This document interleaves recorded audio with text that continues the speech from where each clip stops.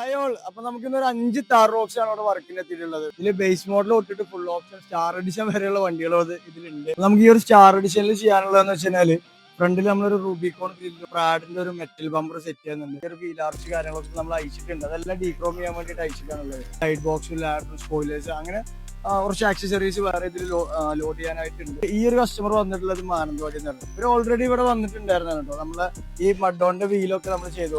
ഇപ്പൊ നിലവിൽ ചെയ്യാനുള്ളത് ഇനി ഹെഡ്ലൈറ്റിന്റെ DRL കസ്റ്റം ചെയ്യാനുണ്ട്.